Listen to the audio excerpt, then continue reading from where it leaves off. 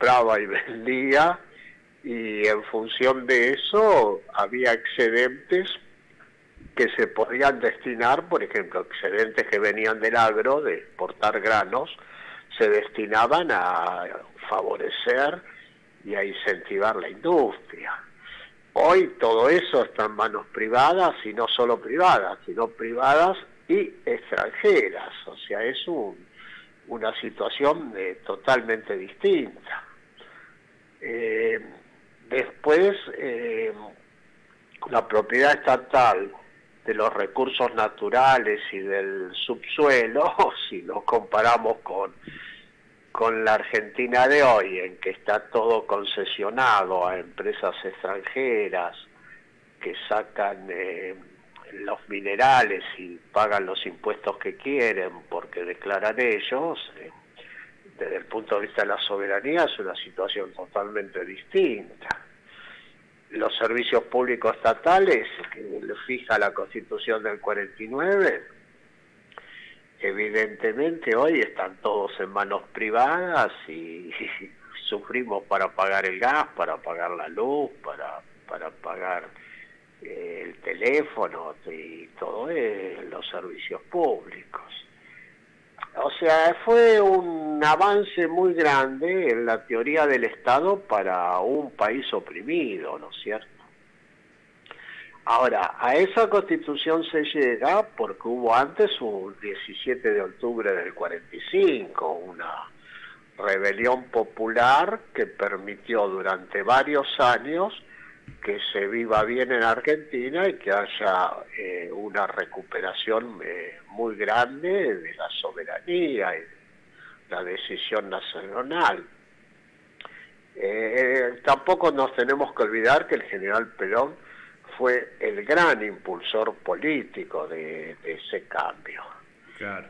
Y como las clases dominantes no lo podían aguantar, en el 55 se retrocedió 100 años y con un golpe de Estado se dejó sin efecto esa Constitución, ¿viste? O sea, se reformó la Constitución cumpliendo todas las pautas legales. Ahora, se la dejó sin efecto mediante un golpe de Estado. Eso hay que razonarlo, ¿no es cierto? Y a partir de ahí empieza un retroceso cada vez mayor. Claro, como vos decís, fue la constitución que ha tenido la Argentina, por lo menos hasta ahora, una constitución más avanzada desde el punto de vista popular, nacional, ¿no? Que muchos de esos principios enunciados ahí, ratificados, y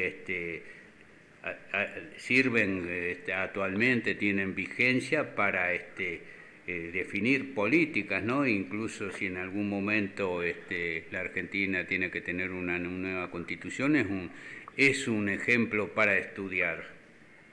Sí, sí. Ahora, a la Constitución se llega con los principales instrumentos para aplicarla ya realizados. O sea, la ley nunca crea la realidad. Claro. La ley refleja la realidad, pero nunca crea la realidad. En 1946 el ministro Miranda, que venía de la industria de la hojalata y era ministro del general Perón, en 1946 organizó el IAPI, o sea, 3 años antes de la Constitución. Y el IAPI era el Instituto Argentino de Promoción del Intercambio. Se vendía a través del Estado al exterior y se compraba a través del Estado y quedaban remanentes, quedaban ganancias. Esas ganancias se reinvertían en promover la industria nacional, en promover la construcción, en promover la salud pública. Eso fue 3 años antes, en 1946. Después, a la política agraria, que evidentemente el peronismo no se propuso, el general Perón no se propuso hacer la reforma agraria, pero hubo algunas cosas buenas, por ejemplo, el Estatuto del Peón Rural y la prórroga de los arrendamientos rurales con prohibición de desalojos, que favoreció el asentamiento de campesinos en el campo, limitó la usura de la oligarquía con los alquileres desmesurados y protegió el trabajo rural con el Estatuto del Peón. Eso también fue 4 años antes de la Constitución. Después existieron las nacionalizaciones. Se nacionalizó el ferrocarril antes de dictarse la Constitución.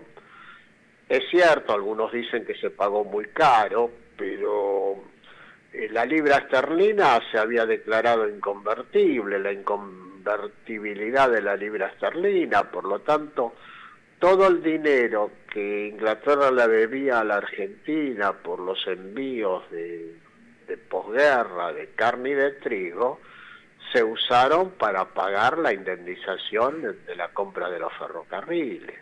Claro.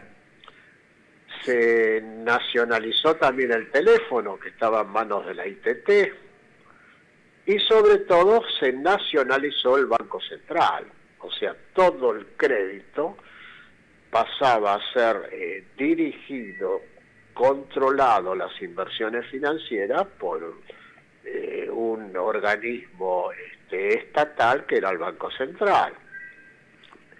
Después se crearon empresas estatales que no existían. Claro. Se creó Gas del Estado, yacimientos carboníferos fiscales. Que estaban en manos de monopolios privados y se estableció incluso en la Constitución la expropiación y la forma de pago y ¿no? Es decir... Sí, sí. Y...